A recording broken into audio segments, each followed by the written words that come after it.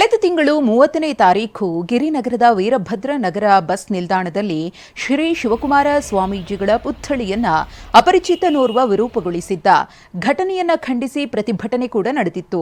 ಇದೀಗ ಆರೋಪಿ ಶಿವಕೃಷ್ಣ ಎಂಬಾತನನ್ನ ಪೊಲೀಸರು ಬಂಧಿಸಿದ್ದಾರೆ. ಡಿಪ್ಲೊಮೊ ಡ್ರಾಪ್ಔಟ್ ಆಗಿರುವ ಕಿಡಿಗೇಡಿ ವೃತ್ತಿಯಲ್ಲಿ ಡೆಲಿವರಿ ಬಾಯ್ ಆಗಿದ್ದ. 6 ತಿಂಗಳ ಹಿಂದೆ ಹೃದಯಾಘಾತ ಆಗಿತ್ತಂತೆ. ಸಾಯೋ ಹಂತಕ್ಕೆ ತೆರಳಿದ್ದ ಈತನನ್ನ ಜೀಸಸ್ ಕಾಪಾಡಿದ್ರು ಅನ್ನೋ ನಂಬಿಕೆ ಈತನಿಗೆ ಇತ್ತಂತೆ. ಬಳಿಕ ಕ್ರಿಶ್ಚಿಯನ್ ಕಮ್ಯುನಿಟಿ ಬಗ್ಗೆ ಹೆಚ್ಚು ಒಲವು ತೋರೋಕೆ ಶುರು ಮಾಡಿದ್ದ.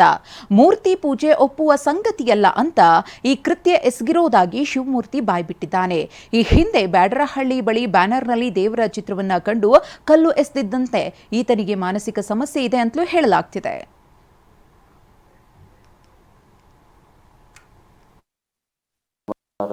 ಸ್ವಾಮೀಜಿಗಳ ಒಂದು ಪುತ್ಥಳಿಗೆ ಒಬ್ಬ ವ್ಯಕ್ತಿ ರಾತ್ರಿ 1:30 ಸುಮಾರಿಗೆ ಒಂದು ಉದ್ದವಾದ ಕೋಲ್ ರೂಪದಲ್ಲಿರೋ ಒಂದು ಇದನ್ನು ತಗೊಂಡು ಅದಕ್ಕೆ ಜಖಂಗೊಳಿಸಿರೋ ಕುರಿತು ಒಂದು ಪ್ರಕರಣ ದಾಖಲಾಗಿದೆ.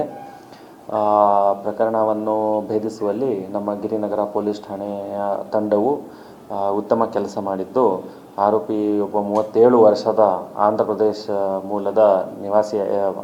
ಮೂಲದ ಬೆಂಗಳೂರು ನಿವಾಸಿಯಾಗಿರ್ತಾನೆ. ಅವನನ್ನು ಮಾನ್ಯ ನ್ಯಾಯಾಲಯಕ್ಕೆ ನಿನ್ನೆ ವಿಚಾರಣೆಗೊಳಪಡಿಸಿ ನ್ಯಾಯಾಲಯದ ಮುಂದೆ ಹಾಜರುಪಡಿಸಲಾಗಿದೆ. ಸದ್ಯಕ್ಕೆ ನ್ಯಾಯಾಂಗ ಬಂಧನದಲ್ಲಿ ಇರ್ತಾನೆ. ಮೇಲ್ನೋಟಕ್ಕೆ ಇದುವರೆಗೂ ನಮಗೆ ಕಂಡು ಬಂದಿರೋದು ಅವನು ಆ ಟೈಮ್ನಲ್ಲಿ ನಾನು ಮಾನಸಿಕವಾಗಿ ಸರಿಗಿರಲಿಲ್ಲ ಅಂತ ಹೇಳ್ಕೊತಾನೆ. ಅದಾಗಿಯೂ ನಾವು ವೈದ್ಯಕೀಯ ಪರೀಕ್ಷೆಗೆ ಮತ್ತು ವೈದ್ಯಕೀಯ ವರದಿಗಳಿಗೆ ಅಪೇಕ್ಷೆ ಮಾಡ್ತಾ ಇದ್ದೀವಿ.